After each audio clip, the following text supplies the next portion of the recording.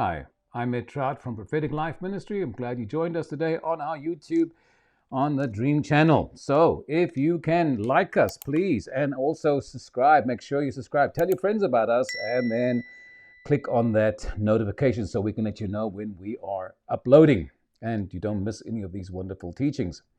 Today, I'd like to talk to you about the patterns of dreams. All of us dream in patterns. Whether they're for yourself or whether they are for someone else. You have to identify whether you're dreaming your dream, your gifted dreams, which is actually most of us dream about our lives until we are developed in certain ministries, whether you are an assistant pastor, a leader, some kind spiritually, where dreams become a tool. Pontius Pilate's wife, because she was a governor's wife, she dreamt about what was going on then. How did she know it was important? Because it just was attached to some sort of emotion. She was reactionary about to have nothing, had such a dream about him, have nothing to do with this man, she told Pontius Pilate. And so there's patterns. You dream because of your lifestyle, who you are with, what you do. If you understand this today, please understand this, that dreams would be a language, a communication tool for God to speak to you. Pharaoh had two dreams. One was about sheaves, 7 sheaves, about 7 cows. And of course, though he's being a Pharaoh in charge of a nation, the dream was patterned for his responsibility rather than for himself. Once you see and identify the pattern in your life, you can get used to expecting those dreams to be of that nature. And so if you can understand and recognize that particular grasp, that particular understanding, it's going to help you. But I do not want you to get completely stuck with that, because dreams can sometimes interject and be not the pattern that you normally dream, but something God's speaking to you. And often a dream is like an invitation to pursue, seek, to knock on, to hear, to be involved in what God wants and to speak to us. He woos us, he draws us closer. There's Peter. He was wondering what the meaning of the vision with this sheet-like object coming down. What could this possibly mean? Well, the truth is, God was inviting him or luring him into becoming open and susceptible to the voice of God. He said, there's 2 men waiting to talk to you downstairs. And so that helped him steer him towards where he'd be open to what God wanted. And so God will invite you in a dream to pursue certain things or situations or prayer.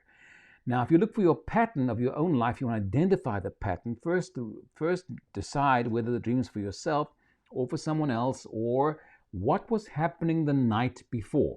Because usually, before we go to sleep, our faith level will often dictate or somehow touch our lives in some certain ways. And I need you to look for those particular incidents in your life, what were you praying for, what was your heart, where was your faith the night before you went to sleep.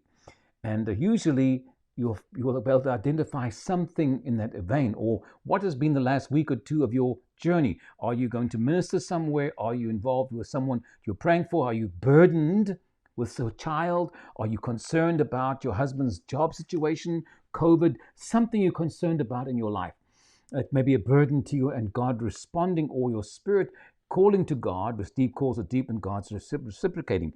If you look for those patterns or the identifying or those little markers, it's going to help you identify those things in the dream. Of course, we do have revelation gifting. We know from 1 Corinthians 13 verse 2 that if a man's gift be prophesying, he or she can fathom mysteries. There's a fathoming, a spiritual depth, a spiritual gifting to fathom and grasp certain things. So yes, there are other ways, but I'm trying to give you markers that I've learned in my own journey and with people I've worked to recognize those dreams in people's lives.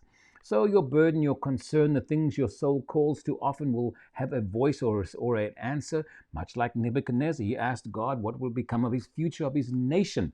He wanted to know. It had nothing to pertain to him because he's not going to be there, but he wanted to know, and he asked God, and God was gracious to reply and reciprocate. So this is what I want you to look for in your life when you're looking to find with the pattern of your life. So in my own life, I've seen patterns. I don't get dreams for myself or things, people, I don't dream of things that bother me.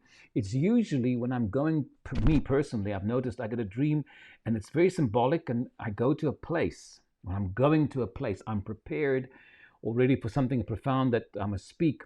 And it's foreign to just prophesying. It is something different where there is no faith or flow that I have to be concerned for, and it's sometimes very profound or very important that might not be public, have to be public, might just be to the pastor individually. And so sometimes I get that on occasion. Why God does it, I don't always know exactly, but I try to find what those patterns or inserts are. I hope I helped give you some indicators to understanding to help look for these things in your life. Please like us and make comments or ask questions. We're so willing to help and to facilitate these dreams in your life and get you functioning in the things of God. We appreciate you. You can definitely download our app, Life Words. I write daily devotions every day. God bless you. We appreciate you. See you soon.